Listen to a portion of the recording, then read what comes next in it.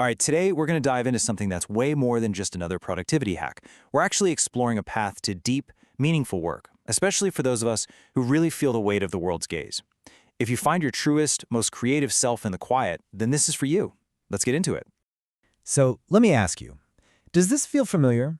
You've got this huge, important project, one you're really passionate about, but it's also the one that leaves you totally frozen.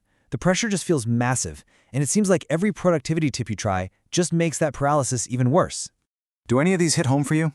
These are really common experiences, especially for highly sensitive people or those of us who are neurodivergent.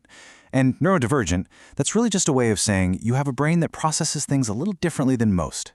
So if you've ever felt like you're just wired differently, you already know that most of the standard advice out there just doesn't work.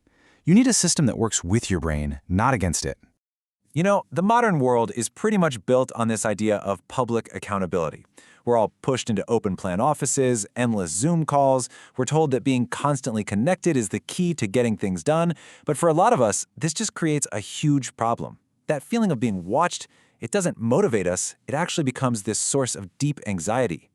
Now, this quote is an extreme example, for sure. It's talking about how some people absolutely need that constant admiration just to function. And while that's not what we're focused on, it's a really powerful warning. When our ability to be productive depends on what other people think, it becomes incredibly fragile. We need something more solid, something internal. So this brings us to a really important question. What's the hidden price we pay for always working together? Let's take apart a super popular productivity hack that for many of us is actually just sabotage. You've probably heard of this thing called body doubling. On paper, it makes perfect sense, right? Having someone else there creates a kind of gentle social pressure that keeps you on task. And look, for some people, it works like a charm. But for that deep, high-stakes creative work, especially if you're introverted or highly sensitive, it can backfire spectacularly. And here's why. This is the real heart of the problem. For a nervous system that's already highly tuned in, another person's presence isn't neutral. It takes energy to process their little movements, their sounds, their energy. This is what we call the sensory tax. You're literally spending your precious creative energy just managing the environment before you've even started the actual work. So for a sensitive creative, that helpful person isn't helping you focus at all. They're actually a source of friction. It's like trying to run a high-performance engine while someone's pouring sand in the gears. It just creates drag, it slows you down, and eventually it leads to total burnout. So if having other people around is the problem, then the solution has to be in solitude. We need to completely flip the script and build a sanctuary. And we're going to do that with a powerful idea called reverse body doubling. Now, reverse body doubling isn't about hiding away from the world. It's an intentional, strategic practice.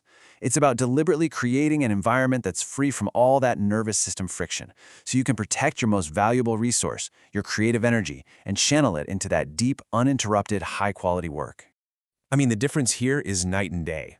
Regular body doubling leans on external stuff, like being watched and social pressure, which, let's be honest, usually just leads to performance anxiety. But reverse body doubling, that shifts the whole game inward. You swap out social accountability for strategic isolation, and you replace external observation with a carefully built internal pressure.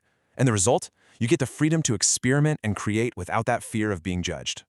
And let's be really clear about this. This changes what we think of as solitude. It's not a passive retreat anymore. It becomes an active, high-performance state. It's like your own private laboratory, where you get to control all the variables to get the absolute best result. Your solitude becomes your engine. Okay, so this all sounds amazing in theory, right? But how do we actually do it? This is where we get practical. We're going to build what we call your solo engine, and we're going to use a really clear three-part framework. So the framework has three core pillars. First, you architect your zone. Second, you engineer your own internal pressure. And third, you figure out how you're going to integrate your work back into the world. Now that last one is about deciding before you even start how you'll share what you create, which can be a huge motivator. But for today, we're really going to focus on those first two foundational steps. Step one is all about creating your sanctuary. This means designing your physical space and your digital space to be totally stable and distraction-free. It's about more than just cleaning your desk. You can use sensory triggers, like a specific playlist, a certain kind of lighting, maybe even a scent, to tell your brain, hey, it's time for deep work. And maybe most importantly, you have to set firm boundaries. This time is sacred. Protect it. All right, step two, This is the secret sauce. This is where you replace that need for external accountability with your own internal drive. And this isn't about just grinding it out. It's about setting clear, self-imposed, and this is key, realistic daily goals. That's how you avoid burnout. Using little time-bound sprints can create amazing momentum. The whole goal here is to build an internal drive that's so strong you just don't need anyone else's approval to get going. But let's be real. Even the best-built engine can stall out. On any long creative project, you're going to hit the middle, that point where all the initial excitement is gone and you just feel completely and utterly stuck. So, how do you get your engine running again when that motivation disappears? Psychologists have a name for this, the stuck-in-the-middle effect. See, at the start of a project, you're measuring from zero, so any progress feels incredible. But in the middle, your perspective flips. You start looking at the finish line, and all you can see is the huge distance you still have to go. And that shift is an absolute motivation killer. So how do you break free from that? Well, there are 3 really simple steps. First, just shrink the goal. Instead of finish the chapter, make it write 1 good paragraph. Second, actually celebrate that small win. Acknowledge the progress. And third, just take 1 tiny physical action. Write a single word. Open the document. Any step, no matter how small, breaks that inertia and gets you moving again. And all of this brings us to a final, really important new way of thinking. It's time to stop seeing your need for solitude as some kind of weakness and start seeing it for what it really is, your most powerful competitive advantage. I mean, think about it. In a world that is just full of noise, constant distraction, and shallow work, the person who can truly disconnect and achieve deep focus, that's the person who's going to produce original, valuable work. Your introversion, your sensitivity, these are not liabilities. They're the superpowers that let you access the strategic solitude. At the end of the day, this whole framework is about working smarter, not harder. It's about sustainability. This isn't a system for grinding yourself into dust.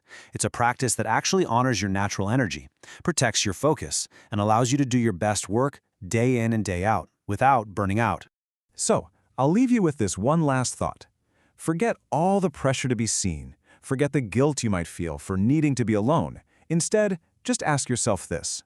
What incredible, maybe even world-changing thing could you bring to life if you truly embraced your sanctuary of solitude and weaponized your silence?